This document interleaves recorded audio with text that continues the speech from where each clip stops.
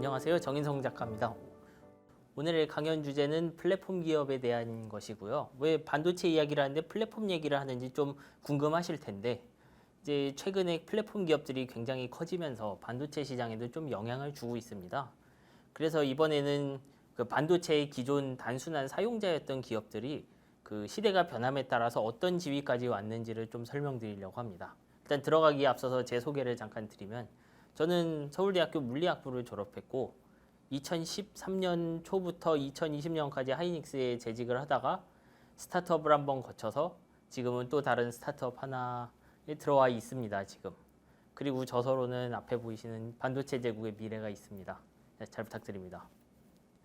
자, 일단 들어가기에 앞서서 한번 우리가 어떤 이런 발표를 보고 기술에 대한 설명을 볼 때 어떤 한계가 있는지 좀 생각할 필요가 있어요. 이거 벌써 한 5년, 6년 지난 일인데, 갤럭시 노트 7이라는 폰이 나왔을 때 그 전 세계적으로 팔렸던 폰에서 배터리 화재가 일어나는 일이 있었어요. 근데 이거의 원인을 쭉 살펴보면 배터리 셀의 규모를 점점 키워감에 따라서 그 이제 안전 장치들이 좀 얇아지는 형태가 되는 거였죠. 근데 문제는 이런 문제가 생겨나고 있는데 그거를 누가 알 수 있었냐는 겁니다. 거기서 현장에 있는 연구원도 알 수가 없고, 그리고 모든 정보를 가지고 있는 삼성의 탑들도 이거를 알 수가 없었죠. 이제 우리가 보는 기술들의 형태도 다 이런 모습이 될 거예요. 반도체 기술도 마찬가지입니다. 반도체 기술은 굉장히 어려운 다양한 요소 기술들이 합쳐져 있기 때문에 역시 비슷한 일이 일어날 수 있죠. 그래서 우리는 이걸 어떤 식으로 생각을 해야 되느냐. 이제 좀 흐름을 보고 미래를 예측하되 너무 그 답을 찾으려고는 하지 않았으면 좋겠어요. 예를 들면 우리가 앞에서 이런 생각은 해볼 수 있어요. 아, 계속 얇아지다 보면 안전장치가 중요하겠구나. 뭐 근데 그거를 잘 챙기지 않으면 바로 사건이 나는 것이고, 잘 챙기면 쭉 나아가겠죠. 이건 반도체도 마찬가지여서 뭐 지금은 뭐 EUV가 화두고 공급망이 화두고 했지만, 앞으로는 이제 다른 소프트웨어 기존 고객들과의 관계까지 쭉 계속해서 얽혀 들어오면서 굉장히 복잡해질 거예요. 그러면 이걸 알기 위해서는 우리가 지금 답을 찾으려고 하기보다는 일어나는 현상의 본질을 좀 이해할 필요가 있죠. 이제 그래서 오늘 들으실 때 뭐 다시 한번 말씀드리겠지만, 이런 부분들을 답을 얻으려고 하지 마시고 흐름과 그 인과관계, 그리고 서로 함께 일하는 뭐 고객 혹은 공급자 서로의 그 관계에 좀 초점을 맞춰주시면 좋겠습니다. 자, 그럼 시작하겠습니다. 첫 번째 장은 그 제가 위대한 분업이라고 이름을 붙였는데, 이번 장의 핵심은 우리가 흔히 생각하는 소프트웨어랑 우리가 뭐 메모리, CPU라고 부르는 반도체 간의 관계를 좀 보여드리려고 합니다. 왜 분업이란 이름인지는 아마 끝까지 보시면 알 겁니다. 자, 그러면 앞에 목표는 이렇고요. 자, 다음. 자, 그 다음에는 이제 제일 중요한 거, 한 몇십 년 전으로 돌아가서 우리가 당연하게 여기는 게 없던 시절을 한번 봐볼게요. 이제 과거에는 소프트웨어를 만드는 게 굉장히 힘들었습니다. 뭐 지금도 소프트웨어 만드는 건 굉장히 힘들긴 한데, 과거에는 이런 문제가 있었어요. 제가 소프트웨어를 만들려고 하면 소프트웨어는 CPU에서 돌아가게 되는데, 이게 중앙처리 장치의 약자인데, 이 중앙처리 장치는 인간처럼 언어를 가지고 있어요. 우리가 프로그램을 책이라고 하면 CPU는 사람인 거예요. 사람인데 언어를 하나밖에 할 줄 모르죠. 그래서 한국인은 한글로 된 책만 읽을 수 있고, 외국인은 미국인은 영어로 된 책만 읽을 수 있듯이 소프트웨어도 그 한글로 쓰여 있는 거는 한국인만 실행할 수 있고, 그런 개념이 있습니다. 이제 그런 언어를 ISA라고 불러요. 근데 문제는 과거에 CPU의 종류가 굉장히 많았다는 거예요. 70년대, 80년대 CPU의 종류가 굉장히 많아서 이제 그 CPU 하나에 지원되는 소프트웨어를 만들기 위해서는 그 우리가 컴퓨터의 부품일 뿐이니까 CPU는 컴퓨터 완제품 회사가 CPU를 사고, 그러면 그 완제품 회사에 소속되거나 거기랑 밀접한 관계를 가진 소프트웨어 프로그래머가 코드를 짰어야 되는 거예요. 이제 앞에 그림이 좀 그런 내용인데, 여기 보시면은 여기 컴퓨터 회사들인데 네모들이 컴퓨터 완제품 만드는 회사가 CPU를 택하고, 그러면 그 CPU와 주변 제품에 맞춰서 소프트웨어를 쓰게 되는 거죠. 그러면 어떻게 되느냐? 컴퓨터 회사들이 각각 다른 소프트웨어를 제공하게 되는 거죠. 우리는 지금 너무 당연하게 옆 사람 컴퓨터에다가 다른 프로그램을 깔아주는데, 그게 되지 않는 시대인 겁니다. 그럼 어떤 문제가 생기느냐? 소프트웨어 개발자들이 컴퓨터 회사에 흩어짐으로 해서 다들 그 조각난체로 일을 하게 되고 노하우를 쌓기도 굉장히 힘들어집니다. 왜냐? CPU를 컴퓨터 회사가 바꿔버리면 어떻게 되겠습니까? 그러면 이미 써놓은 소프트웨어가 돌아가지 않겠죠. CPU가 뭐 완전히 다른 회사로 바뀌거나 하면. 이제 그런 문제 때문에 과거에는 소프트웨어를 만드는 것이 굉장히 힘들었죠. 그러니까 다들 기능이 좀 제한되고 비슷한 물건들이 많았던 거죠, 그때. 자, 이 앞에 그림은 그 ISA라는 거의 실제 예인데 뭐 이해하실 필요는 없는데 간단한 프린트문만 해도 저렇게 뭐 0, 1, 뭐 C0, C4 뭐 이런 기계어들이 쭈루룩 들어가 있는 걸 알 수 있어요. CPU가 실제로 실행하는 건 저런 코드고 저거는 그 인텔 CPU의 경우인데 인텔이 아니고 예를 들어 ARM이라고 하면은 저게 또 완전히 다릅니다, 내용이. 그러니까 당연히 돌아가지 않겠죠. 요거는 그 PC들의 모습인데 옛날 PC들을 보시면 좀 모양도 다양하고 뭐 안에 들은 것도 다 다르겠죠. CPU도 다를 가능성이 높아요, 저런 건. CPU뿐만 아니라 기타 하드웨어도 너무 달라서 호환이 되지 않습니다, 소프트웨어들이. 이제 그러던 중에 갑자기 이제 우리 그 현대 IT 산업의 그 어떻게 보면 어머니라고 할 수 있는 회사 IBM이 나타납니다. 이제 IBM이 이런 과정에서 갑자기 IBM PC라고 부르는 새로운 발명을 합니다. 이 IBM PC라는 건 무엇이냐 하면 기존 컴퓨터들을 앞에서 잠깐 보셨지만 되게 모양이 다양해요. 모양이 다양하다 보니까 그 컴퓨터에 우리가 추가 기능을 넣기 위해서는 일종의 확장 카드들을 껴줘야 되는데 소프트웨어뿐만 아니라 그 확장 카드들도 전부 호환되는 게 달랐어요. 예를 들면 애플에서 쓰는 확장 카드는 뭐 IBM에서는 안 되고 IBM에서는 되는 게 뭐 다른 데서 또 안 되고 이런 식이었던 거죠. 근데 그러던 중에 IBM이 갑자기 그 IBM PC라는 컨셉을 가지고 옵니다. 이 컨셉은 무엇이냐 하면 제가 PC를 한번 만들면 그 PC 안에 확장 카드는 IBM이 제공하지 않는 제품도 전부 쓸 수 있게 해주겠다. 이런 겁니다.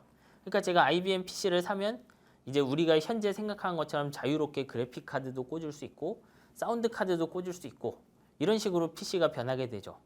이 컨셉은 굉장히 인기가 좋았어요.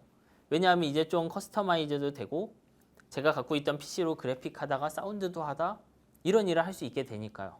그래서 PC가 막 인기를 끌어가고 있었고 그 과정에서 IBM이 택했던 CPU 회사는 어디였냐 하면 인텔입니다. 바로.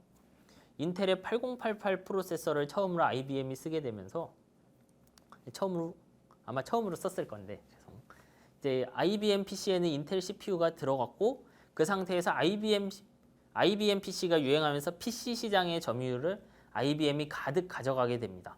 그리고 그 과정에서 IBM PC용 운영체제, 이제 그 컴퓨터를 돌리는 좀 핵심적인 소프트웨어인데 우리가 윈도우 뭐 이런 거랑 비슷한 겁니다.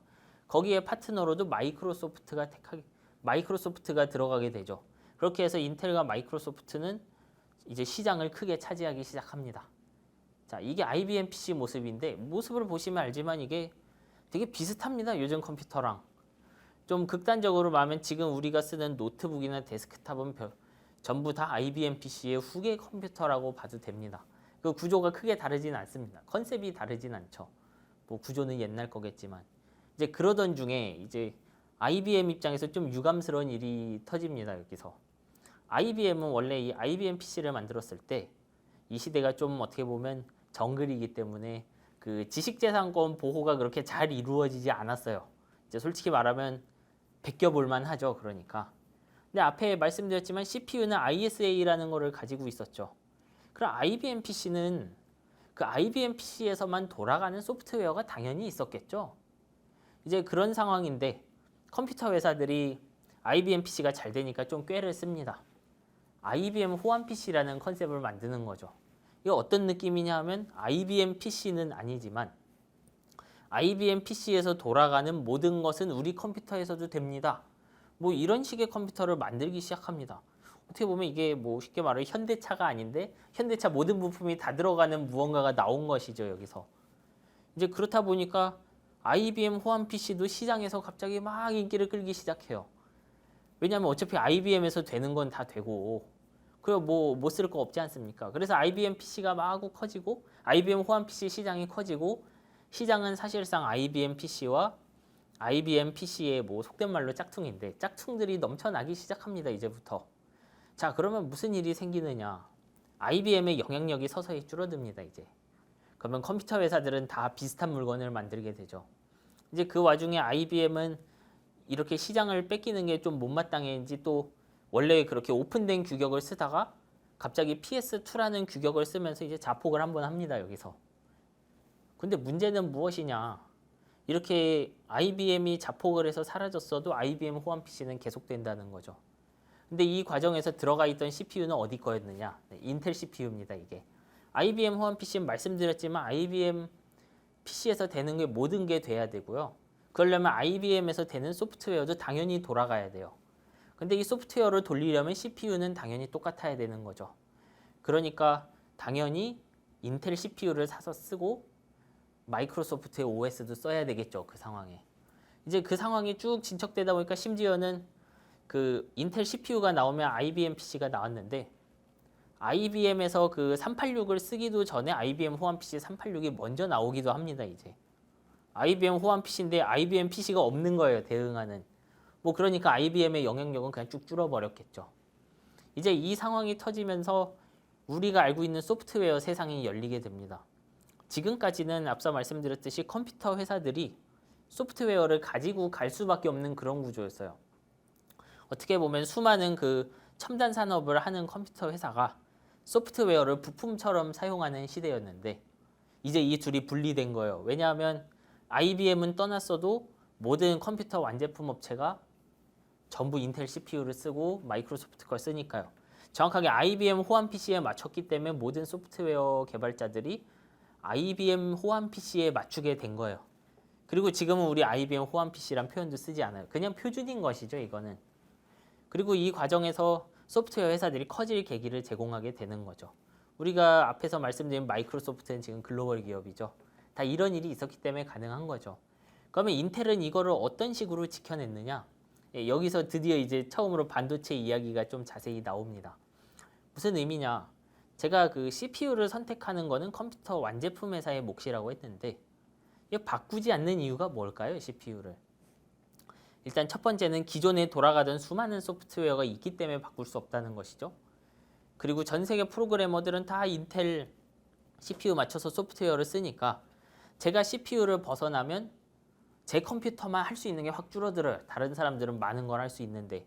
그러니까 컴퓨터 회사 입장에서 CPU로 옮겨갈 수 없죠. 근데 이 과정에서 예를 들면 인텔 CPU의 성능이 너무 안 좋다. 예를 들면 한 새로 나온 CPU가 소프트웨어는 적은데 인텔 CPU 성능이 10분의 1밖에 안 돼요. 그러면 옮겨 탈 수 있겠죠. 근데 여기에서 빛을 발하는 게 바로 반도체 제조 기술입니다. 반도체 제조 기술은 매해 뭐 거의 2, 3년에 한 번씩 밀도가 2배로 늘고 그럼으로써 원가가 3, 40%씩 줄어드는 그런 시장이기 때문에 인텔은 새로 생긴 트랜지스터들을 자기 CPU에 계속 아낌없이 밀어 넣습니다. 이러면 어떻게 되냐 하면 이제 소프트웨어 개발자들 말로 공짜 점심의 시대가 열립니다. 제가 소프트웨어를 한번 써놓으면 인텔 CPU가 호환성을 전부 책임져요.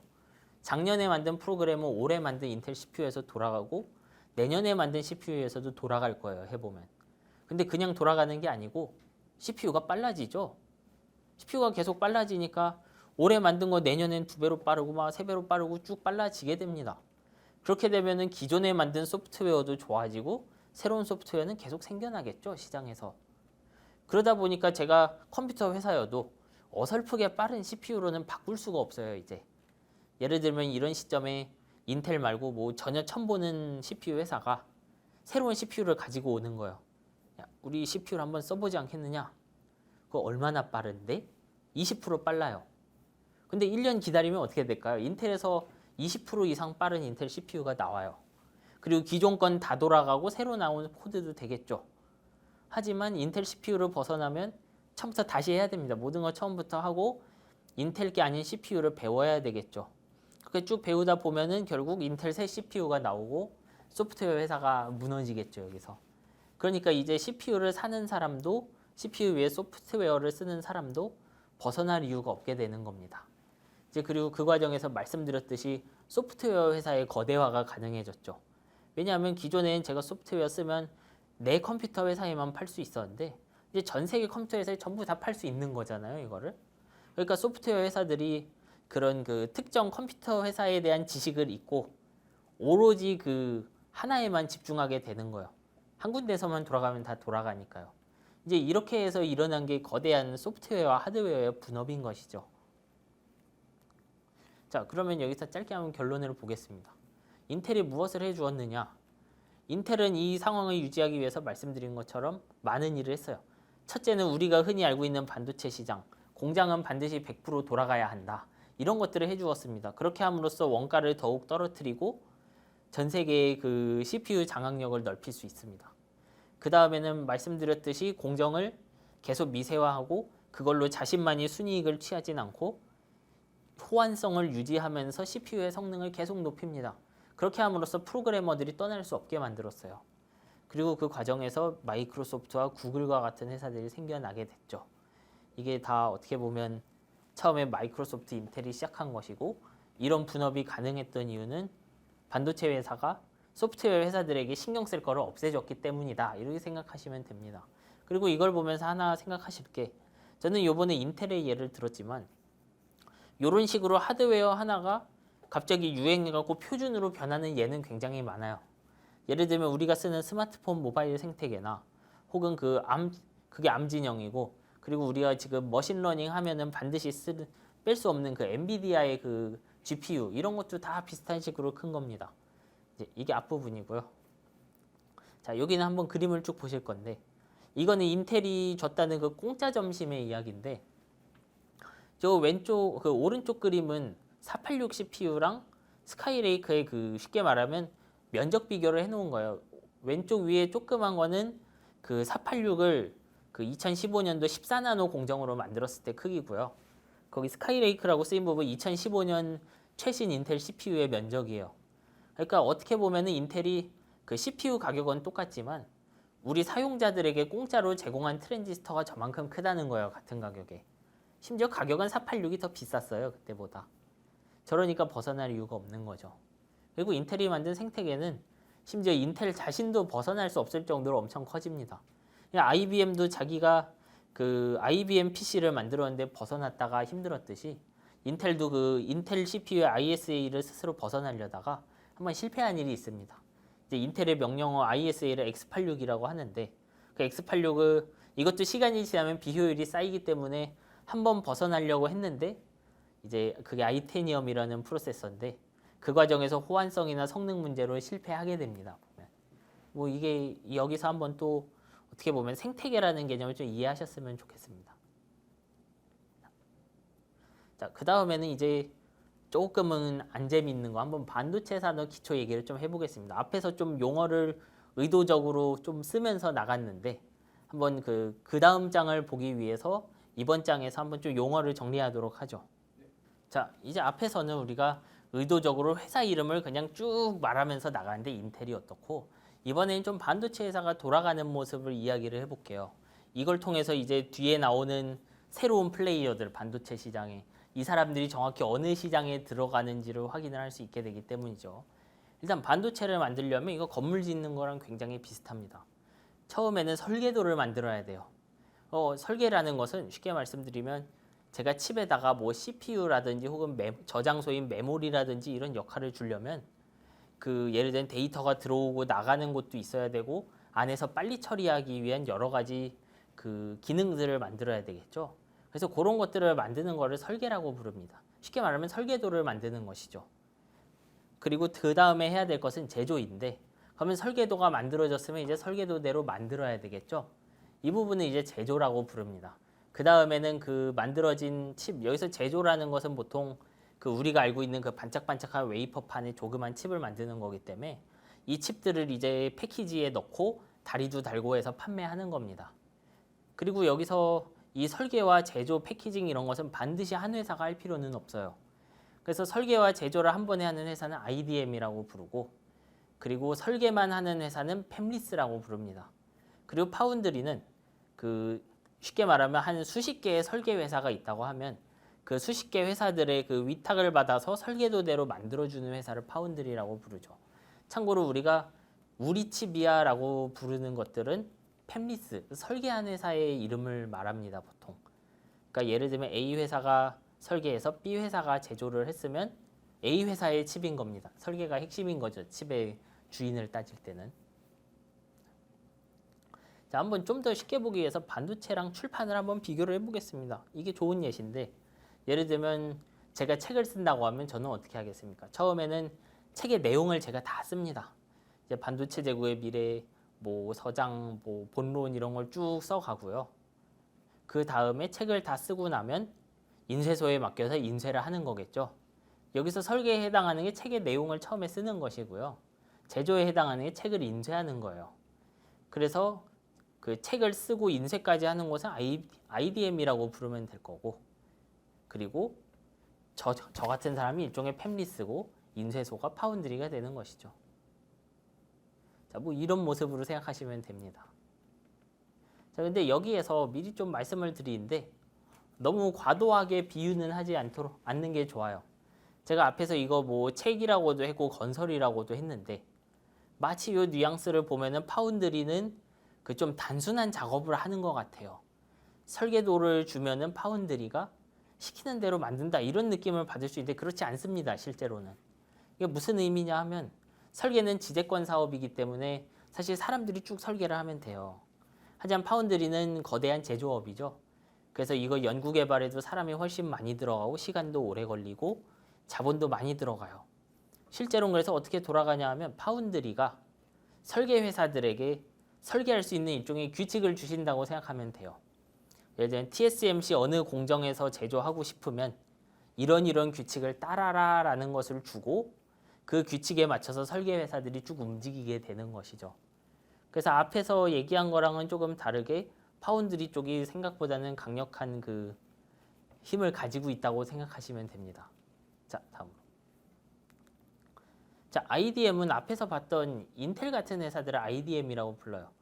이런 회사들은 설계와 제조가 수직 통합이 되어 있는 구조인데 이런 구조의 장점은 우리 설계에 맞는 우리 제조를 만들 수 있기 때문에 규모가 크면 이익이 확 커진다는 거예요.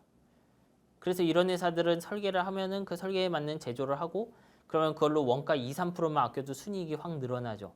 그래서 IDM 모델을 가지고 있던 회사들은 전 세계를 상대로 혼자 장사하는 거대 기업들이었어요. 대부분. 인텔, 삼성전자, 뭐 하이닉스처럼 전 세계 점유율을 수십 %씩 가져가는 회사들인 거죠. 그리고 이런 칩들의 특징은 그 CPU나 메모리는 컴퓨터에 미치는 영향이 굉장히 커요. 예를 들어 CPU 바꾸면 컴퓨터 당연히 새 거에 가까워지고 메모리 커지면은 버벅대던 거 싹 사라지죠. 그러니까 완제품인 컴퓨터에 미치는 영향이 굉장히 큽니다. 이런 건. 그 다음에는 팹리스와 파운드리인데 이 기업들은 지금은 그렇지 않지만 과거에는 상대적으로 좀 그 완제품에서 덜 중요한 반도체들이 사용되곤 했어요. 예를 들면 제가 자판기 안에다가 주문받는 반도체를 넣었는데 그 반도체의 그 전기 사용량이 뭐 한 절반으로 떨어진다고 해볼게요. 근데 자판기 전체에서 그 조그만 칩 하나가 전기를 얼마나 쓸까요, 솔직히? 그러니까 사실 이런 칩은 좀 늦게 발달해도 상관이 없어요. 그리고 이런 칩들은 또 사용량도 적겠죠. 그렇기 때문에 일찌감치 좀 외주를 주고 설계하는 방향으로 벗어나기 시작했죠. 왜냐하면 극단적으로 자판기용 칩을 만드는 회사가 전 세계에 뭐 수억 개씩 칩을 팔 수는 없으니까요. 그래서 원래는 IDM이 전 세계에 중요한 일은 다 했고 팹리스와 파운드리가 여기저기 흩어져 있었는데 최근에 들어서 이제 모바일이 성장하고 그 인공지능이 성장을 하면서 팹리스와 파운드리가 약진하게 됩니다. 왜 그렇게 됐느냐? 어떻게 보면 이거는 뒤에서 조금 보실 건데 CPU랑 특히 CPU가 그런데 CPU가 옛날만큼 빨리 발전하지 않으면서 얘네들가 약진하게 됩니다. 그 다음에 이제 닥쳐오는 변화들에 대해서 한번 얘기를 해볼게요. 자, 이번에는 한번 그러면 앞에서 우리 모델도 봤고 과거에 찬란했던 인텔의 모습도 봤으니까 대체 무슨 일들이 일어나고 있고 이렇게 됨으로 해서 어떤 일이 생겼는지 한번 좀 살펴볼게요. 자, 앞에서 우리가 봤지만 인텔의 힘이 굉장히 막강해졌어요. 컴퓨터 회사들은 그냥 인텔 CPU 사서 쓰고 뭐 그러면은 호환성은 자동으로 쭉 맞는 구조였죠. 근데 그런 상황에서 한번 그 인텔 쪽이 상대적으로 약해지고 소프트웨어 회사들이 강해지면 어떻게 되느냐 요거를 한번 살펴볼 겁니다. 자, 잠시 한번 앞을 보면 앞에 봤던 위대한 분업이 뭐였는지 한번 보죠. 이 분업을 결국 요약을 하면 반도체 회사들은 CPU 혹은 뭐 메모리를 제조하고 그 만들어지는 반도체의 특성을 매해 뭐 그 무어의 법칙을 이용해서 엄청나게 발전을 시켜요. 그러면 소프트웨어 회사는 내년에도 똑같은 반도체가 성능은 2배가 될 걸로 믿고 소프트웨어에 집중을 하는 구조였어요. 그리고 그게 가능한 이유 말씀드렸지만 무어의 법칙이었죠. 자, 그럼 무슨 일이 나고 있느냐? 근데 이것도 결국 물리 법칙이 닥쳐오기 때문에 옛날처럼 되지가 않아요. 일단 제조 비용이 기하급수적으로 올라갑니다. 미세화를 하면은 그냥 작게 그리면 좋은데 예전에는 그냥 미세화 2배 하면은 전기는 절반 쓰고 밀도는 2배 되는 그런 행복한 시기가 있었어요. 근데 지금은 그렇지가 않고요. 미세화를 하면은 어딘가 좀 문제가 생깁니다. 큰 게 작아졌는데 작은 걸 쓰려면 좀 힘들어요. 뿐만 아니라 작은 거를 만드는 데 필요한 장비의 가격도 비싸집니다. 과거에 썼던 DUV 같은 거에 비해서 EUV는 2배 이상 비싼데 출력은 뭐 반토막 수준이라고 생각하시면 되죠. 그래서 제가 제조할 때 그 노광기 굉장히 핵심적인 부품인데 그 회로를 그리는 데 쓰는 그 광원이 그 쉽게 말하면 한 번 조여준다 그러면 비용이 몇 배씩 늘어난다고 생각하면 돼요. 뿐만 아니라 이제 제조도 문제가 있는데 칩의 설계도 만드는 것도 문제가 생깁니다. 여기서 예전에는 진짜 간단했지만 특히 모바일 쪽이 그런데 이제 그냥 소프트웨어만 돌아가면 되는데 지금은 모바일 칩 한번 열어보면 CPU 부분도 있고요. 뭐 SRAM 부분도 확 커져 있는데 거기 그래픽도 달려야 되고 모뎀도 달려야 되고 요즘은 인공지능 유행하니까 NPU라는 것도 들어가고 뭐 다양한 기능이 쫙 들어가죠. 이런 다양한 기능을 마구 넣게 되면은 당연히 설계 자체도 비용이 올라가고 시간이 오래 걸리게 되겠죠. 그렇다 보니 게다가 제조가 어려워졌다고 했으니까 제조에서 도저히 잡을 수 없는 특성, 예를 들면 트랜지스터에 가는 특정 값이 변한다. 이러면은 그것도 설계적으로 해결해야 되는 등 많은 일들이 생겨요. 이렇게 제조와 설계가 어려워지게 되죠.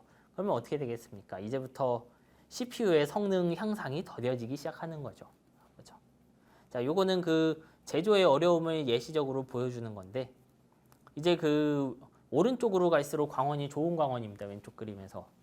근데 이게 빛의 파장을 줄일수록 뭐 이해하실 필요 없는데 빛을 그 파장이 좁은 빛을 쓸수록 미세한 패턴을 그릴 수 있는데 그 한 45나노 뭐 한 90나노 근처에 가면은 정확하게 광원은 193나노인데 그 공기에 흡수됩니다. 이제부터 빛이.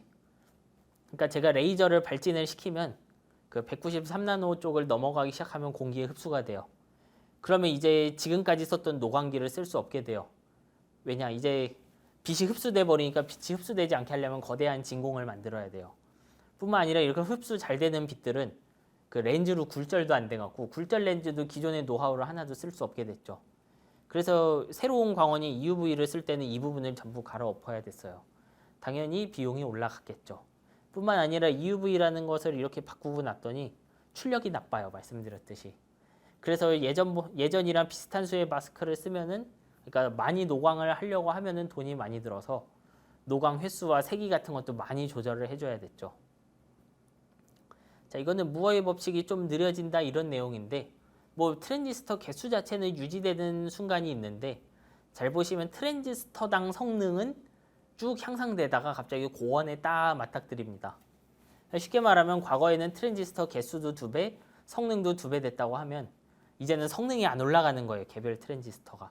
4배씩 좋아질 게 2배씩 좋아지고 뭐 그다음에 뭐 1. 몇 배씩 좋아지고 하는 것이죠. 이렇게 되면 이제 문제가 생겨나는 거죠. 과거에는 인텔 CPU를 기다리면 2배, 3배 빨라지던 게 이제 1년에 한 20-30% 빨라진다 이런 느낌이 되는 거겠죠. 자, 이건 설계 비용 얘기입니다. 확확 올라간다는 이야기고요. 자, 그럼 이런 상황에서 어떤 일이 생겨나느냐? 앞에서 말씀드렸듯이 한쪽에서는 인공지능이나 모바일이 생겨났어요. 왜냐? 인텔 CPU의 효율이 안 좋아지니까 새로운 칩을 써본 거죠. 근데 새로운 칩을 쓰는 것뿐만 아니라 나아가서 아예 기존에는 반도체 안 만들던 회사들이 반도체를 만든다. 정확하게 설계하겠다고 나서게 됩니다. 왜냐? 과거에는 예를 들면 아마존 같은 회사가 거대한 서비스를 할 때 인텔 CPU 들어가 인텔 서버를 사면 됐어요. 왜냐하면 지금 아마존이 뭐 특정한 그 이제 쇼핑용 서버를 쓰고 있는데 소프트웨어는 그대로 둔 채 서버만 바꾸면 돼요. 그러면 빨라지겠죠. 근데 서버 가격은 솔직히 말하면 그렇게 비싸진 않아요. 뭐 우리한테는 천몇만 원이 비싸지만 아마존 같이 개발자 한 명에 몇 억씩 주는 회사에게 1,000만 원은 그렇게 비싼 가격이 아니었던 거죠. 근데 말씀드렸듯이 제조가 어려워지니까 이제 제가 한 3년 지나서 서버를 1,000만 원 주고 바꾸려고 하는데 옛날만큼 그 드라마틱하지가 않아요. 바꿔보면. 예전에는 못하던 거 다 할 수 있게 됐는데 이제는 좀 살짝 좋아진다 이런 느낌인 거죠. 근데 이 와중에 그 아마존 같은 회사의 고객들은 계속 끊임없는 걸 요구해요. 새로운 걸. 근데 예전에는 그 끊임없는 요구를 기다리면 새 서버로 해결했는데 이제 해결이 되지 않는 거예요. 그렇다 보니까 이제 소프트웨어 회사들, 특히 큰 회사들이 생각을 하게 됩니다. CPU에 뭔가가 더 있어야 되겠구나 이 생각을 하게 되죠. 그러면서 이제 플랫폼 회사, 여기서 제가 플랫폼이라고 좀 두루뭉술하게 말씀을 드리는데 이건 꼭 그 소프트웨어 회사일 뿐만 아니라 어떠한 서비스든 반도체가 들어간 회사는 다 해당할 수 있죠. 이제 그러다 보니까 그런 거대한 회사들이 자체 개발들을 하기 시작해요. 이제 이런 데 예시가 구글, 테슬라, 아마존 같은 곳들이죠. 그리고 그거에 맞춰서 앞에서 봤던 인텔 같은 회사들도 변화하고 심지어 메모리 회사들도 조금 변화하게 되죠. 일단 처음에 볼 거는 구글 이야기인데 일단 구글의 그 양적 성장은 어마어마해요. 10여 년간. 2010년에는 2,500명 정도 있었던 구글은 지금은 13만 5천 명이라는 어마어마한 숫자의 사람을 가지고 있어요. 그리고 구글은 유튜브 이런 서비스를 하고 있는데 이 유튜브 같은 서비스의 특징은 CPU가 굉장히 많이 필요하다는 거예요. 왜냐하면 유튜브는 제가 눌러서 재생을 할 수도 있지만 온 세상 사람들이 별별 그 대부분의 열의 아홉은 쓸모없는 동영상을 올리겠죠. 근데 동영상은 그냥 통짜로 올리면 용량이 굉장히 커요. 뭐 2, 30기가씩 되죠. 그렇기 때문에 동영상을 한번 압축을 해줘야 되는데 이 압축을 하는데 CPU를 많이 썼던 거예요. 유튜브 쪽에선. 근데 이제 구글이 이런 생각을 하게 됩니다. 어차피 우리는 CPU는 정말 팔방미인이에요. 모든 걸 다 할 수 있는데 유튜브에 들어가는 서버는 유튜브 압축만 잘하고 동영상 압축만 잘 풀어주면 된다는 생각을 하게 된 거죠. 그렇게 하면서 나온 것이 구글의 VCU라는 칩이고요. 뿐만 아니라 그 예전에 그 알파고 그 바둑 대결에서 그 큰 성과를 얻었던 알파고를 만들기 위해서도 새로운 칩을 또 인공지능용 칩도 스스로 한번 설계하기도 합니다. 왜 이런 것이 가능해졌느냐? 첫째는 말씀드렸던 사람 숫자가 늘었기 때문이에요. 칩 설계하는 데는 뭐 수백 명에서 수천 명, 뭐 천여 명까지도 사람이 필요한데 2만여 명에서 한 1,000명 쓰는 건 전체의 5% 정도 되겠죠, 사람이. 근데 13만 명 중에서 내가 한 1,000명 쓰겠다. 요거는 아마 조금 해볼만 할 거예요, 규모상. 게다가 이렇게 해서 설계를 했는데 칩을 내다 팔 수 없으면 할 이유가 없잖아요. 근데 내다 팔지 않아도 돼요, 구글은. 왜냐? 자기가 그만큼 쓸 수 있거든요. 왜냐하면 어떻게 보면 인텔이라는 회사가 전 세계에 반도체를 팔았던 것과 비슷하게 구글이라는 회사는 유튜브를 전 세계에 팔고 있죠. 그러니까 전용 칩을 만들어 볼 수 있는 크기가 되어 버린 거예요, 여기서. 자, 이렇게 만드는 건 강점이 있어요, 굉장히. 일단 칩을 만들 때 쓸모없는 거, 정확하게는 구글 유튜브에 쓸모없는 거를 덜어낼 수 있어요. 그리고 그렇게 덜어내면은 그 남은 트랜지스터를 내가 원하는 일, 유튜브용 역할에만 열심히 넣을 수 있죠. 그렇게 해서 효율성이 극한으로 올라갑니다, 정말. 왜 그런 게 가능하냐? 앞에서 봤던 이 위대한 분업에서 반도체는 소프트웨어가 쓰는 거고, 그리고 그 소프트웨어는 프로그래머가 만드는 것이었죠. 그러면 프로그래머는 하드웨어를 믿고 원래 CPU용 프로그램을 짰는데 이제 구글 자신이 거대한 사용자가 되어버린 거잖아요. 그래서 스스로가 거대한 사용자가 되면서 이렇게 칩을 설계해 봄직해진 거예요. 뿐만 아니라 인텔의 힘이 약해지면서 앞에서 말씀드렸던 파운드리와 팹리스 생태계가 커지게 되는데 그 생태계가 커짐으로 해서 구글이 가장 중요한 부분은 스스로 설계하고요. 좀 덜 중요한 부분은 다른 설계 회사에서 사올 수 있는 구조가 완성이 됩니다. 여기서. 자, 이게 그 구글 VCU의 이제 구글이 공개한 모습인데 이제 구글 칩의 모습을 보면 알지만 저 인코더 코어 뭐 이런 그림들이 잔뜩 있어요. 저게 그 동영상 압축하는 부분들이고 디코더 쪽은 또 조그맣게 있고 CPU가 파랗게 굉장히 조그맣게 있죠. 보면은 왜 이렇게 할 수 있느냐?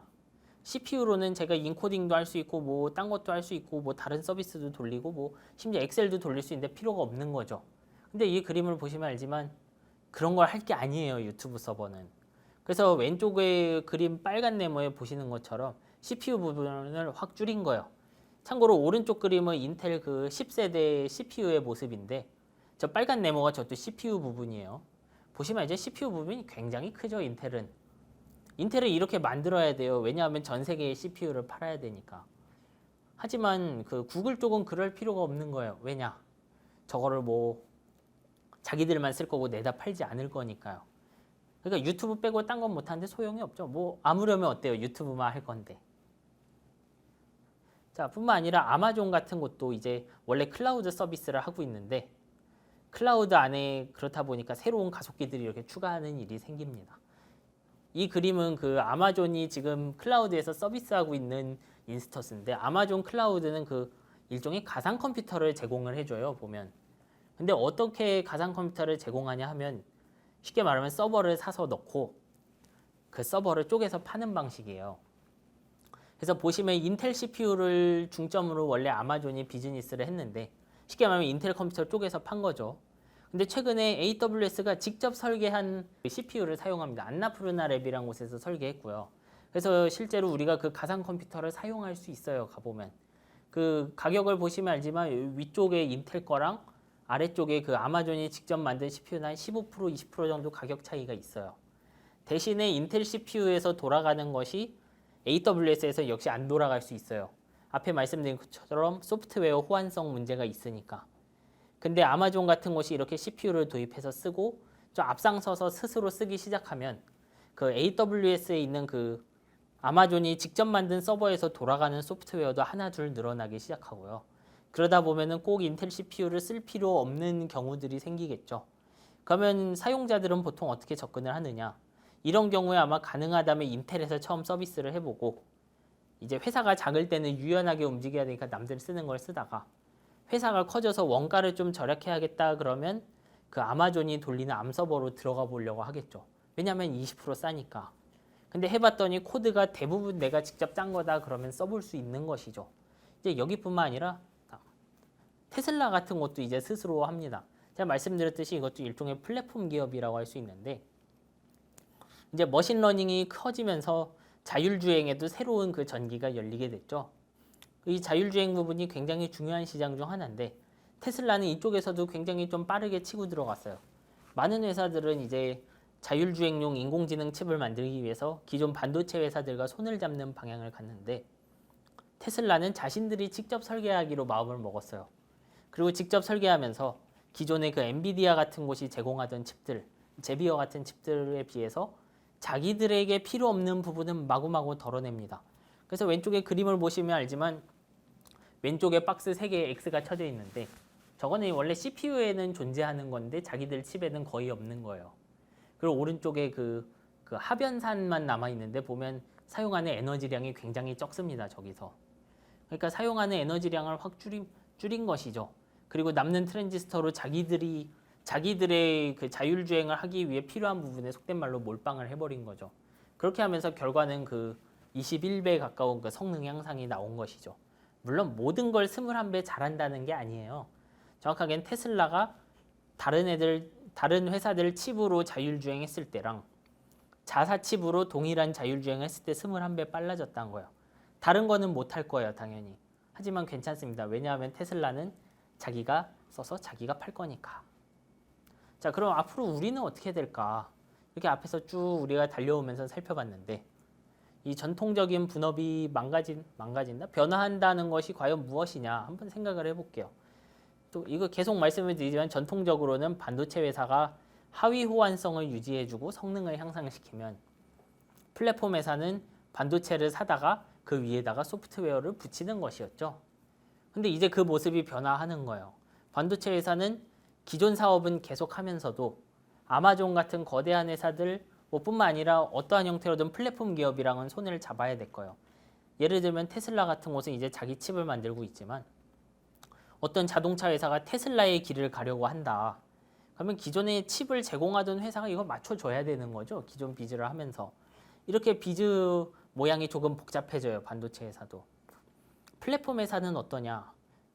이제 플랫폼 회사는 이거 어떻게 보면 그 반도체 회사들이 성능을 옛날처럼 올릴 수 없어서 그런 건데 최종 소비자를 바라보고 최종 소비자의 그 경험에 집중을 해야 되는데 그 경험을 올리기 위해선 마냥 반도체 회사를 기다릴 수 없어요.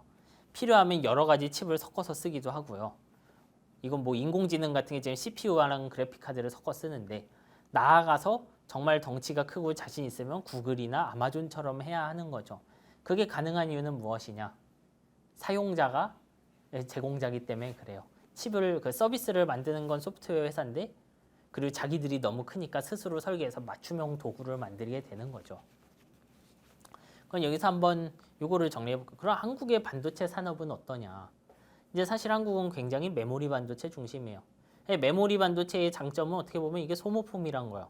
다행히도 앞에서 말씀드렸던 그 인텔 같은 그 IDM이 겪는 고난이랑은 좀 거리가 멀어요. 예를 들면 앞에서 보여드렸던 그 아마존 서버나 테슬라의 자율주행 칩이나 전부 다 그 D램은 똑같은 거 씁니다. D램은 그 함부로 쓸 수가 없어요. 함부로 자기들이 설계할 수 없어요. 왜냐하면 D램은 그 파운드리 설립자인 그 모리스 창도 얘기했지만 굉장히 파운드리가 하기 힘든 산업이에요. 왜냐하면 원가 싸움이 너무 심해갖고 여기는 어설프게 파운드리가 밀도를 따라갈 수가 없거든요. 그렇기 때문에 메모리 산업은 앞으로도 긴 시간 캐시카우 이제 계속 돈을 벌어들이면서 미래를 준비할 역할을 해줄 겁니다. 그리고 그러면 정말 커지는 산업은 무엇이냐? 이제 저는 질문을 많이 받아요. 앞으로 팹리스가 커지나요? 파운드리가 커지나요? 근데 저는 이런 거는 그렇게 옳은 질문은 아니라고 생각해요. 결국 설계가 커지는 것이긴 한데 팹리스가 커진다라고 오해하지 말아달라는 이야기예요. 이거는. 왜냐하면 결과적으로 설계의 영역이 커지긴 했지만 지금 이 변화에서 큰 피해를 입는 회사들 중 하나는 좀 길게 가면 팹리스도 굉장히 큰 피해를 입을 거예요. 왜냐하면 팹리스 중에 예를 들면 모바일 칩을 만드는 회사들, 퀄컴 같은 회사들도 좀 CPU에 가까운 사업 모델을 가지고 있겠죠. 그러면 이런 회사들도 비슷한 문제를 겪게 돼요. 그러다 보면은 예를 들면 스마트폰 회사가 극단적으로 애플 같은 곳이 있으면 애플은 스스로 설계해버리잖아요, AP를. 그런 모습이 여기저기서 생기면 당연히 팹리스도 문제가 생길 수 있겠죠. 그러니까 설계가 커지는 건 맞는데 전통적인 그 팹리스, 파운드리 이런 분류에만 얽매이지는 않았으면 좋겠어요, 저는. 그럼 어떻게 생각하는 게 좋으냐? 서비스에서 출발을 해야 됩니다. 이제 최종 사용자 관점에서 출발해서 그거를 해내기 위해 필요한 반도체를 찾아가는 과정이 있어야 된다는 거죠. 예를 들면 과거에는 제가 하고 싶은 서비스가 있으면 그 서비스가 쓰는 그 컴퓨터 자원들을 보고 그냥 거기다가 CPU 램을 맞추면 됐어요. 근데 지금은 제가 인공지능으로 뭐 하려고 그러면 CPU랑 메모리뿐만 아니라 당장 그 인공지능용 GPU도 하나 결합을 해야 돼요. 근데 이렇게 반도체 제조가 계속 힘들어지면 그 가성비가 높은 칩을 계속 껴야 되겠죠. 어떻게 보면 구글도 그 길을 한번 간 거예요. 전통적인 CPU랑 메모리 조합에서 자기들의 VPU라는 걸 껴넣어서 복잡한 시스템을 만든 것이죠. 그러면 당연히 기존에 갖춰져 있던 좀 안전한 소프트웨어 시장을 벗어나야 되는데 리턴은 커지는 구조인 거죠. 그리고 한편으로는 파운드리 산업은 굉장히 중요해질 거예요, 앞으로. 이제 아무리 이렇게 아마존 같은 곳이나 구글 같은 곳이 반도체 설계를 뚫고 들어와도 반도체 제조의 장벽을 뚫는 것은 굉장히 어려울 거예요. 왜냐하면 이쪽은 진짜로 그 노하우 대결이 강해서 이게 솔직히 말씀드리면 이거를 뚫을 수 있으면 과거에 그 중동의 오일 달러가 뚫었을 거고 중국의 자본이 진작에 파운드리 시장을 뚫고 들어왔을 거예요. 되지 않죠. 메모리 시장도 못 뚫고 왔죠, 아직. 그러니까 이런 제조 산업은 굉장히 중요해요. 없는데 만든다고 하면은 문제겠지만 있는 것은 지켜야 됩니다, 확실히. 왜냐? 제가 앞에서 말씀드렸듯이 팹리스 파운드리 이런 전통적인 구조보다는 설계 영역에 굉장히 많은 회사들이 들어와요. 그러면 이 회사들은 전부 고객이 되겠죠. 어떻게 보면 구글 역시 삼성전자에 들어와서 고객으로 일하고 고객이 되었고 텐서라는 칩의 고객이 됐죠. 그리고 테슬라도 이미 삼성 파운드리의 고객이 됐죠. 이런 플랫폼 회사들은 중요한 고객이 될 수 있는 거예요. 그리고 파운드리는 이제 뒤에서 잠깐 보시겠지만 가지고 있으면은 이런 설계 회사들을 한 자리에 모으는 그런 위치가 돼요. 벗어나기 힘들어지죠. 파운드리가 자리를 잡으면. 그러면 이제 그 뒷얘기는 좀 이따 하고 그러면 어떤 식으로 쭉 찾아가면서 신사업을 찾아야 될까? 제일 중요한 건 말씀드렸지만 서비스를 고르는 거예요. 예를 들면 제가 근데 하고 싶은 서비스에 하루 24시간 동안 배터리 한 번 충전해서 돌아가는 인공지능 카메라를 만들고 싶다. 지금 저런 물건이 없어요. 다 전원이 들어가 있지. 그런 걸 하고 싶을 수 있죠. 그렇게 처음에 서비스를 생각을 해요. 그 다음에는 여기 들어갈 반도체를 골라보는 거예요. 예를 들면 이 용어에는 너무 얽매이실 필요 없는데 기존의 그 엔비디아 칩으로 해보면 엔비디아 칩을 아무리 찾아도 원하는 반도체가 없더라. 그러면 스스로 한번 설계를 해보는 거예요. 지금 DNN 말고 얘들 SNN을 써볼까? 아니면 지금 그 DNN을 쓰지만 이 카메라를 위한 전용 칩을 만들까? 이런 걸 고민하는 거죠. 그럼 그 다음에는 적합한 회사를 찾으면 돼요. 반드시 팹리스를 찾거나 그럴 필요는 없어요. 여기서 예를 들면 이런 기반 칩을 메모리 회사가 PIM이라는 형태로 만들 수도 있고요. 팹리스가 할 수도 있고요. 안 되면 저 서비스를 기획한 곳이 예를 들면 어디 소프트웨어 회사다. 그럼 그 회사가 직접 해도 되는 거예요. 그런 식으로 가면 되는 거죠. 그러면 결국 이제 팹리스가 크냐? 뭐 요 산업이 어떻게 되냐에 따라서 이거 맡은 회사가 커지겠죠. 그러면 결국 이거 정하는 거는 제일 적합한 자가 가야 된다라는 형태로 나오게 되겠죠. 그러니까 특정 업종에 얽매일 필요 없다는 건 이런 의미인 거죠. 자, 이 부분은 그 파운드리라는 게 왜 소중한지 보여주는 그림인데요. 자, 앞에 말씀드렸듯이 앞으로 파운드리 고객에는 기존의 플랫폼 기업들이 많이 들어갈 것이다 라고 말씀을 드렸죠. 이거는 그 르네사스라는 그 일본의 설계도 하고 제조도 하는 회사인데 설계 비중이 이제 좀 클 거예요. 르네사스 반도체라는 회사의 그 IP 로드맵이에요. 이제 IP라고 쉽게 말하면 설계 일부라고 생각하시면 되는데 요걸 어떻게 보시면 되냐면 위쪽에는 회사 이름이랑 보시면 TSMC, UMC, 삼성이 보이는데 작은 글씨인데 이제 그게 그 파운드리 이름이에요. 그리고 그 밑에 있는 숫자들은 그 파운드리의 공정이고요. 그러니까 저 그림을 보시면 어떠냐면 TSMC 쪽에 거의 6개 공정을 지원하는 모습이죠. 그러니까 여기 이런 식으로 되는 거예요. 제가 예를 들면 르네사스에서 뭐 USB 2.0 이런 걸 쓰고 싶다 그러면 이것도 그 칩의 일부분으로 물리적인 실체가 있어요, 실제로. USB 2.0이라는 물리적 칩의 일부를 얻고 싶으면 정해진 파운드리에만 가야 되는 거예요. 왜냐하면 삼성과 TSMC는 트랜지스터 구조가 완전히 다르기 때문에 TSMC에서 돌아가는 모습이 삼성에서 제조가 안 될 수 있는 거예요. 그러니까 그 설계 회사가 미리 모습을 만들어 놔야 되는 거죠, 삼성용으로. 그러니까 앞으로 설계에 참여하는 회사가 많아질수록 이거 자체가 하나의 생태계가 되어 갈 거예요. 그러니까 이렇게 회사들이 잔뜩 들어와 있으면 파운드리 안에서 그 회사끼리 그 설계를 주고받을 수 있게 되는 것이죠. 지금도 그런 것이 TSMC의 강력한 장벽이기도 하고요. 네. 다음.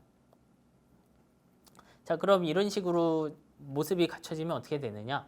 앞으로는 서비스랑 반도체가 같이 진화하는 모습이 될 거예요. 이거는 이미 우리가 구글에서 살펴본 모습이에요. 서비스하는 회사, 소프트웨어 회사, 뭐 혹은 플랫폼 회사 무엇이든 좋은데 새로운 반도체가 있으면 할 수 있는 게 많아져요. 뭐 비용을 아낄 수도 있지만 예전에 못하던 걸 할 수도 있어요. 예를 들면 구글은 VCU를 이용해서 원가를 확 떨어뜨렸을 뿐만 아니라 그 구글 TPU를 이용해서 예전에는 할 수 없었던 알파고를 해낸 거잖아요. 그러니까 새로운 반도체가 있으면 할 수 있는 서비스를 계속 찾아야 되는 거예요. 그 알파고 같은 것도 어떻게 보면은 자신들이 그 인공지능으로 뭐 바둑을 해보고 싶어서 설계했다고 봐도 되겠죠. 그럼 반도체 회사는 어떠냐? 이 서비스 회사들의 어떤 욕구를 맞춰서 계속 그런 새로운 반도체를 발굴해야 돼요. 이제 기존에 있던 기존 반도체의 성능을 얼마 올리고 이런 게 아니고 아예 없는 기능들이 추가되어야 되겠죠. 필요하면 서비스 회사가 뭐 직접 할 수도 있고요. 대신 아예 안 해본 회사가 들어가는 건 굉장히 힘들겠죠. 그리고 이런 과정에서 우리가 새로운 반도체, 예를 들면 반도체 회사가 만들어서 소프트웨어 회사가 썼건 혹은 소프트웨어 회사가 직접 만들었건 한번 크게 성공하면 이런 칩이 그 사실상의 표준이 될 수 있어요. 인텔도 어떻게 보면 좀 우연으로 인해서 사실상 표준이 된 거죠. 왜냐하면 인텔을 지금 그 지난 2010년의 위치에 있게 해줬던 사건은 IBM이 일으켰죠. 네, 그러니까 이것도 사실 어떻게 보면 좀 우연히 들어가는 거예요. 예를 들면 엔비디아도 마찬가지예요. 여기서 자세히 말씀은 못 드렸지만 지금 인공지능 하면 엔비디아인데 이 엔비디아의 GPU도 왜 크게 성공을 했느냐? 당시 그 되게 그 인공신경망이 인기 없던 시절에 캐나다의 일부 연구원들이 자기들이 해보고 싶은 인공신경망 구조를 쓰려고 GPU를 가져다 썼는데 그게 대박 나면서 전 세계에 퍼진 거죠. 이제 이런 모습이 되어갈 수 있고 이런 식의 육성을 쭉 해 나가야 된다는 것이죠, 제 이야기는. 자, 이제 앞에서 제가 말씀드리면서 인공지능 이야기도 그 짤막짤막 드렸는데 한번 좀 인공지능에 대한 얘기를 조금 더 자세히 해볼게요.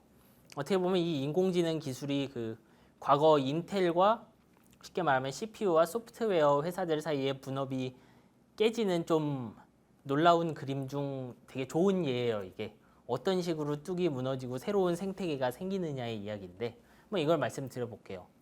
사실 인공지능이라는 거는 우리 다들 놀고 싶잖아요. 저도 이걸 직접 안 하고 싶은데 이제 그런 걸 위해서 그런 걸 되게 원하겠죠. 모든 사람이 뭐 수백 년 전에도 원했을 거예요. 이제 그런 거를 많이 하고들 싶어 했어요. 스스로 배우는 소프트웨어죠. 그러니까 소프트웨어 짜놓는 게 아니고 소프트웨어가 스스로 배워서 변하는 거예요. 그래서 그거를 해내기 위해서 여러 가지 방법을 써왔어요. 사람들이. 그냥 흔히 프로그램 짜듯이 막 다다다다 치기도 했고 뭐 이상한 규칙을 껴넣어서 해보기도 하고 인간의 신경망을 흉내내기도 하고 그랬어요. 근데 이 모든 접근이 지난 거의 한 5, 60년간 제대로 되지 않았어요. 왜 그러냐 하면 인공지능에 대한 이론적인 발전이 부족했을 뿐만 아니라 컴퓨터의 성능이 부족했기 때문에 그래요. 우리는 이제 지금은 저 위에서 쓴 방법 중 인간의 신경망을 흉내내는 게 정답인 걸 알고 있는데 과거에는 그거 흉내내려고 해도 컴퓨터의 성능이 따라오지 않았거든요. 한편 그 인공지능을 많은 연구원들이 하고 있던 시절에 엔비디아라는 회사는 그래픽카드 시장에서 일을 하고 있었어요. 그래픽카드란 건 뭐냐 하면 우리가 화면을 띄워주는 데 사용하는 일종의 전용 칩이에요. 이거 뭐 게임하는 분들은 알 텐데 예전에는 CPU가 화면에 나오는 모든 그래픽을 다 처리했는데 화면에 있는 그래픽 픽셀은 수백만 개나 되기 때문에 좀 이게 단순 작업에 가까워요. 그렇다 보니 CPU의 진화 방향이랑은 좀 맞지 않는 감이 있어서 그래픽 처리만을 하는 칩들이 만들어지기 시작했죠. 근데 이제 그 시장에서 엔비디아라는 회사가 탑을 차지하게 됩니다. 근데 엔비디아는 좀 야심이 많은 회사여서 한 시장의 최고가 됐음에도 이제 계속 무언가를 찾아다녔어요. 그러면서 나온 게 엔비디아의 쿠다라는 개념인데 그래픽 카드가 그래픽만 잘하느냐? 그렇지 않다라는 이야기를 하는 거예요.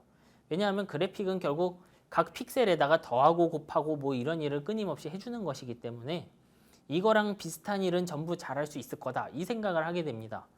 그래서 엔비디아는 그래픽 카드를 통해서 그런 식의 이제 대규모 병렬인데 대규모 병렬 연산을 좀 하기 쉽게 만들어주는 프레임워크를 만들어요. 그걸 쿠다라고 부릅니다. 누가 쓸진 모르지만 일단 좀 쓰기 쉽게 만들겠다 해갖고 소프트웨어 쓰는 사람이 가져다 쓰기 좋게 만들어 놓은 거죠. 이제 한편 이 상황에 인텔이 이제 또 떠오르죠. 그럼 CPU가 빨라지면 되잖아 이런 생각을 할 수 있는데 문제는 말씀드렸듯 CPU의 진화 방향은 좀 인공지능 하는 사람들이 원하는 것과는 묘하게 달랐다는 거예요. CPU는 그 제어라는 거에 되게 강해요. 예를 들면 제어라는 거는 제가 숫자가 홀수면 뭐 해고 짝수면 뭐 해라 이런 식으로 절차를 정해주는 것들이 이제 그 제어인데 CPU에. 근데 그런 걸 빠르게 하도록 진화를 합니다. CPU는. 근데 문제는 인공신경망은 그런 코드보다는 그냥 숫자를 수백만 개 빠르게 계산하는 게 훨씬 중요하다는 거예요. 얼마나 많이 필요하냐. 예를 들면 이게 지금 내가 하려는 인공신경망이 한 CPU가 2배만 빠르면 된다. 그럼 내가 내후년에 하면 되겠죠. 아마도 내년이나. 근데 제가 하나 이거 돌리는데 20일이 걸린다. 예를 들면. 저 하루면은 내가 기다릴 수 있는데 20일 걸린다. 그러면 이거 뭐 한 2, 3년 지나도 열흘인데 이게 써볼만 할까요? 아니겠죠. 이제 그러면서 인공지능 기술의 엔비디아가 나올 계기가 생깁니다. 자, 이거는 그 CPU, 이거 좀 10년 된 건데 CPU가 어디에 전력을 쓰는지를 보여준 거예요. 근데 보시면 저 빨간 네모들은 GPU에는 없는 곳들이에요. 있긴 있는데 거의 없어요. 저런 것들이 어떻게 보면 전기도 낭비하고 좀 면적도 낭비한다고 할 수 있겠죠. 그러면은 이게 좀 사후적인 이야기지만 인공지능에서 얼마나 빠르냐 GPU가 이 정도로 빠릅니다. 이제 잘 보시면 왼쪽은 CPU라고 쓰여 있고요. 오른쪽이 그 GPU죠. 보면은 성능이 굉장히 빨라요. 이게 그 가격 대비로 비교해 보면 이제 TCO 총 비용 관점에서 한 2~3배 가까이 좋다는 결론이 나오죠. 다음. 자, 이제 한편 이 쿠다라는 거를 엔비디아가 만들었을 때 한 얼마쯤 지났을 때 이제 캐나다의 연구팀에서 처음으로 아마 캐나다 맞을 거예요. 저도 정확하게 기억 안 나요, 지금. 이제 그 인공지능을 하는 사람들이 드디어 쿠다를 통해서 결과를 내보기 시작합니다. 기존 인공지능 뭐 여러 가지 뭐 규칙으로도 하고 코드로도 짠다 그랬는데 이제 그런 거에 대안으로 쓰이는 게 인간의 신경망을 모사하는 방법인데 그게 잘 안 됐어요. 당연하지만 이거를 그런 아이디어 뭐 60년대, 70년대에도 있었겠죠. 근데 이게 안 되던 이유 중 그 이론적인 문제들을 몇 개 해결해냈어요. 캐나다에서. 근데 이 이론적 문제를 해결해도 CPU가 이거를 해낼 반도체가 없으면 소용이 없죠. 그래서 자기들의 이론을 실제로 돌려보기 위해서 이거에 맞는 어떤 컴퓨터를 디자인하고 만들어 보니까 그래픽 카드가 보인 것이죠, 눈에. 그래서 이렇게 둘이 드디어 만나게 됩니다. 캐나다랑 엔비디아가 만나게 된 거죠. 그렇게 처음에 써보니까 처음에는 한 4.6배, 8배 정도 학습 속도의 개선이 나오는 게 보였어요. 그러니까 여기에 고무돼서 계속 그 그래픽 카드에 최적화를 시키다 보니까 뭐 한 50배 가까이 빠르더라, 이런 인공신경망도 나오기 시작한 거죠. 그러면서 우리가 모르는 사이에 그 인공신경망의 발전은 엄청나게 빨라집니다. 그리고 드디어 2012년에 이미지넷이라는 대회에서 그 인공신경망이 데뷔를 하게 됩니다. 이제 이 이미지넷 대회는 원래 사물, 뭐 새, 고양이 뭐 이런 것들이 잔뜩 있으면 이거 정확도를 맞추는 대회인데 원래 좀 거대한 그 소프트웨어 팀이 참여하는 곳이었어요. 뭐 제록스 이런 데서도 참여하고 좀 큰 연구소나 기업이 참여하는 대회였는데 대학원생 하나가 갑자기 딸랑 나와갖고 여기서 우승을 하고 싹 떠나버립니다. 인공신경망을 기반으로. 그러면서 이제 확 바뀌기 시작하죠, 상황이. 넘겨보죠. 이게 그 대회 결과인데 이제 오른쪽에서 왼쪽으로 갈수록 최선인데 이제 한 20 몇 프로, 뭐 요거는 그 에러율인데 탑5 에러율이라고 해서 그 알고리즘이 그 1위부터 5위부터 택해요. 특정 사물을 보여주면. 이 사물이 뭐냐 그러면 1등부터 5등을 하는데 그 5등 안에 원하는 사물이 없을 가능성이에요. 근데 그 앞에서는 11년, 10년에는 매해 조금씩 개선되다가 갑자기 그 에러율이 퍽퍽 떨어지기 시작해요. 그러더니 한 15년 되면은 이제 인간의 수준을 넘어갑니다. 뭐 인간이 한 5%랬나 4%랬나 그래요. 저거 기준으론. 그러면서 이제 인공신경망의 저력이 드디어 보이기 시작한 거죠. 그리고 이렇게 한번 저력을 보여주기 시작하니까 당연히 그 사람들이 달려들겠죠. 저것만 쓰면 논문도 나오고 취직도 하는데 왜 안 하겠어요. 그러니까 캐나다에 있는 사람들과 반도체 하던 사람들이 모여서 그 반도체 기술이 모여서 전혀 새로운 그 어떻게 보면 프로그래밍 방법론이 생겨난 거예요. 그냥 인공신경망을 만들고 데이터를 잔뜩 넣어주면은 우리가 원하는 사물 인식을 할 수 있게 된 거죠. 그리고 이거는 부가가치가 높기 때문에 진짜 모든 게 사소해요. 무슨 말이냐면 당시 기준으로 인공지능으로 뭔가만 할 수 있으면 이 사람한테 2억, 3억씩 연봉을 줘도 데려올 만 했던 거예요. 왜냐, 이 기술로 몇십억을 벌 수 있으니까. 근데 이 인력들은 대학교에서 논문을 쓸 때 뭐를 썼겠어요? 당연히 쓰던 거 엔비디아 GPU를 썼던 사람들인 거예요, 이 사람들이. 그러면은 예를 들면 이제 경쟁사의 AMD GPU 가격이 절반이다. 근데 이 연구원을 몇억 원 주고 뽑아왔는데 엔비디아 거 줘 그러면 당연히 줘야겠죠. 끼케야 처음 한 번 들어왔을 때 몇백만 원 쓰는 거니까. 그러니까 이 전체 부가가치에 비하면은 GPU를 사주는 건 아무것도 아닌 거예요. 그렇게 되면 이제부터 엔비디아의 GPU가 유행하기 시작하고요. 그리고 모든 사람들이 무언가 해보았다 수준의 코드를 인터넷에 올리는데 그것도 엔비디아 GPU를 전제에 둔 채로 전부 짜여져 있는 거예요. AMD 이런 거 쓰면 안 돌아가요, 저게 실제로. 그리고 그거에 맞춰서 소프트웨어 생태계가 생겨나기 시작하는 거죠. 이제 한번 자세히 다음 장에 봐볼게요. 이게 그 쿠다를 쓴다라는 개념인 건데 왼쪽은 이제 인공신경만 하는 사람들이 제일 많이 쓰는 파이토치 그 설치 옵션인데 보면은 파이토치 옵션 그 버전 정하고요. 그 다음에 운영체제 정하고 뭐 이것저것 쭉 정해주는데 잘 보시면 CPU랑 그 쿠다 있는데 저희 ROCm이라는 건 그 줄이 쭉 쳐져 있어요. 보면 ROCm이 그 AMD 쪽이라고 생각하시면 되는데 벌써 그러니까 이런 상황까지 오면 제가 처음으로 인공지능 하려 그래도 당연히 엔비디아 GPU를 사야 되는 거예요. 이제 이런 식으로 당장 설치에서부터 좀 어떻게 보면 차별받게 되죠. 왜냐? 저런 거 만드는 것도 사람이 만드는 건데 다 코드를 짜서 전 세계 뭐 100명 중에 99명 쓰는 거랑 1명 쓰는 것 중에 어디에 신경을 쓰겠어요. 당연히 99명에 신경 쓰죠. 뿐만 아니라 저렇게 한번 그 쿠다용으로 깔면은 오른쪽처럼 이제 GitHub 같은 데 가면은 다 엔비디아 코드에 맞춰서 짜져 있어요, 이게. 만약 내가 AMD 거를 쓴다고 하면 저 코드가 안 돌아갈 거예요. 높은 확률로. 운 좋으면 돌아갈 수 있어요. 그러니까 사람들이 또 GPU 쓰겠죠. 뿐만 아니라 설명서도 꼼꼼히 나와 있고, 그리고 개발자 포럼, 이제 GPU 쓰는 사람들끼리 모여서 막 토론하고 질문 답변을 받는 건데, 사용자가 많으니까 질문을 막 주고받으면 답변도 올라오고 그래요.